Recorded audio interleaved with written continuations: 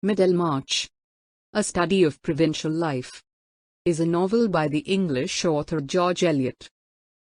Mary Ann Evans, appearing in 8 installments, volumes, in 1871 and 1872. Set in a fictitious Midlands town from 1829 to 1832. It follows distinct, intersecting stories with many characters. Issues include the status of women, the nature of marriage, idealism, self-interest, religion, hypocrisy, political reform, and education. Despite comic elements, Middlemarch uses realism to encompass historical events. The 1832 Reform Act, early railways, and the accession of King William IV. It views contemporary medicine and examines reactionary views in a settled community facing unwelcome change.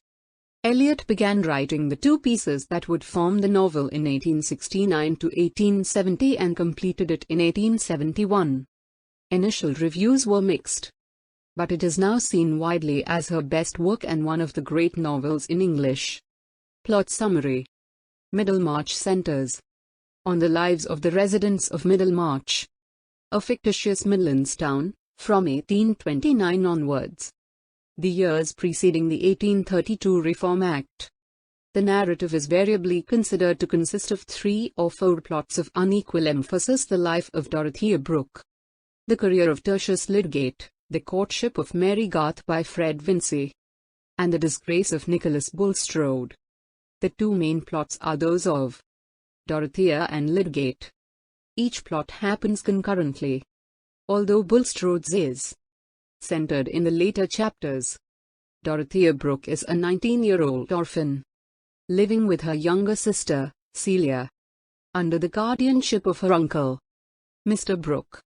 Dorothea is an especially pious young woman, whose hobby involves the renovation of buildings belonging to the tenant farmers.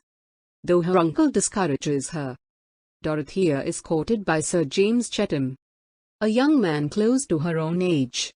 But she remains oblivious to him. She is instead attracted to the Reverend Edward Casaubon, who is 45, and Dorothea accepts his offer of marriage. Despite her sister's misgivings, Chetham is meanwhile encouraged to turn his attention to Celia, who has developed an interest in him. Fred and Rosamond Vincy are the eldest children of Middlemarch's town mayor. Having never finished university, Fred is widely considered a failure and a layabout, but he allows himself to coast because he is the presumed heir of his childless uncle Mr. Featherstone. An unpleasant, though rich man, Featherstone keeps a niece of his through marriage, Mary Garth, as a companion, and though she is considered plain, Fred is in love with her and wants to marry her. On their honeymoon in Rome, Dorothea and Casaubon experience the first tensions in their marriage. When Dorothea finds that her husband has no interest in involving her with his intellectual pursuits, and he has no real intention to have his copious notes published, which was her chief reason for marrying him, she meets with Ladislaw, Casaubon's much younger cousin, whom he supports financially. Ladislaw begins to feel attracted to Dorothea, though she remains oblivious, and the 2 become friendly. Fred becomes deeply in debt and finds himself unable to repay the money. Having asked Mr. Garth, Mary's father, to co-sign the debt, he now tells Garth he must forfeit it. As a result, Mrs. Garth's savings, which represent 4 years' worth of income, she held in reserve for the education of her youngest son, and Mary's savings are wiped out. Consequently, Mr. Garth warns Mary against ever marrying Fred. Fred comes down with an illness and is cured by Dr. Tertius Lydgate, the newest doctor in Middlemarch.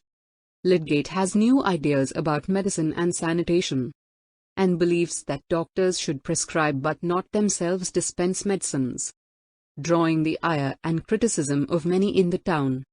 He allies himself with Bulstrode, a wealthy, church-going landowner and developer, because Bulstrode wants to build a hospital and clinic that would follow Lydgate's philosophy. despite the misgivings of Lydgate's friend, the Reverend Fairbrother, about Bulstrode's integrity. Lydgate also becomes acquainted with Rosamond Vincy, who is beautiful and well-educated, but shallow and self-absorbed. Seeking to make a good match, she decides to marry Lydgate, who comes from a wealthy family, and uses Fred's sickness as an opportunity to get close to the doctor. Lydgate initially views their relationship as pure flirtation, and backs away from Rosamond, after discovering that the town considers them practically engaged.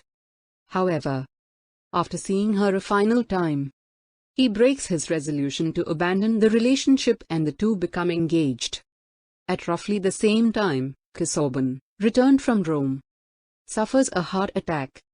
Lydgate is brought in to attend to him and informs Dorothea that the nature of Casaubon's illness and recovery is difficult to pronounce upon, that he may indeed live around 15 years if he takes it easy and ceases his studies, although it is equally possible the disease may develop rapidly, in which case death would be sudden. Meanwhile, as Fred recovers, Mr. Featherstone falls ill. On his deathbed, he reveals that he has two wills and tries to get Mary to help him destroy one. Unwilling to be mixed up in the business, she refuses, and Featherstone dies with the two wills still intact. Featherstone's plan had been for £10,000 to go to Fred Vincy, but his estate and fortune instead goes to an illegitimate son of his, Joshua Rigg. In poor health, Casaubon attempts to extract from Dorothea a promise that, should he die, she will avoid doing what I should deprecate, and apply yourself to do what I should desire. He dies before she can reply, and she later learns of a provision in his will that, if she marries Ladislaw, she will lose her inheritance.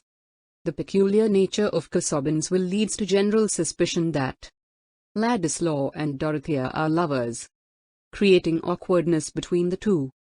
Ladislaw is secretly in love with Dorothea but keeps this to himself, having no desire to involve her in scandal or to cause her disinheritance. In the meantime, she realizes she has romantic feelings for him, but she must suppress them. He remains in Middlemarch, working as a newspaper editor for Mr. Brooke, who is mounting a campaign to run for Parliament on a reform platform. Lydgate's efforts to please Rosamond soon leave him deeply in debt, and he is forced to seek help from Bulstrode. He is partly sustained through this by his friendship with Camden Fairbrother. Meanwhile, Fred Vincy's humiliation at being responsible for Caleb Garth's financial setbacks shocks him into reassessing his life. He resolves to train as a land agent under the forgiving Caleb. He asks Fairbrother to plead his case to Mary Garth, not realizing that Fairbrother is also in love with her. Fairbrother does so, thereby sacrificing his own desires for the sake of Mary, whom he realizes truly loves Fred, and is just waiting for him to find his place in the world. John Ruffles, a mysterious man who knows of Bulstrode's shady past, appears in Middlemarch, intending to blackmail him. In his youth, the church-going Bulstrode engaged in questionable financial dealings, and his fortune is founded on his marriage to a much older, wealthy widow. The widow's daughter, who should have inherited her mother's fortune, had run away, and Bulstrode located her but did not disclose this to the widow, so that he, rather than her daughter, inherited the fortune. The widow's daughter had a son, who turns out to be Ladislaw. After realizing their connection and feeling consumed with guilt, Bulstrode offers Ladislaw a large sum of money, which Ladislaw refuses because it is tainted. Bulstrode's terror of public exposure as a hypocrite leads him to hasten the death of the mortally sick Raffles, while lending a large sum to Lydgate, whom Bulstrode had previously refused to bail out of debt.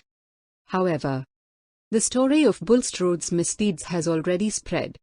Bulstrode's disgrace engulfs Lydgate, as knowledge of the loan becomes known, and he is assumed to be complicit with Bulstrode. Only Dorothea and Fairbrother maintain faith in him, but Lydgate and Rosamond are nevertheless encouraged by the general opprobrium to leave Middlemarch. the disgraced and reviled Bulstrodes. Only consolation is that his wife stands by him as he too faces exile. When Mr. Brooke's election campaign collapses, Ladislaw decides to leave the town and visits Dorothea to say his farewell. But Dorothea has also fallen in love with him, whom she had previously seen only as her husband's unfortunate relative. She renounces Casaubon's fortune and shocks her family by announcing that she will marry Ladislaw. At the same time, Fred, who has been successful in his new career, marries Mary. The finale details the eventual fortunes of the main characters. Fred and Mary marry and live contentedly with their 3 sons. Lydgate operates a successful practice outside Middlemarch and attains a good income, but never finds fulfillment and dies at the age of 50, leaving Rosamond and 4 children. After he dies, Rosamond marries a wealthy physician. Ladislaw engages in public reform, and Dorothea is content as a wife and mother to their 2 children. Their son eventually inherits Arthur Brooke's estate. End of the summary. Thank you.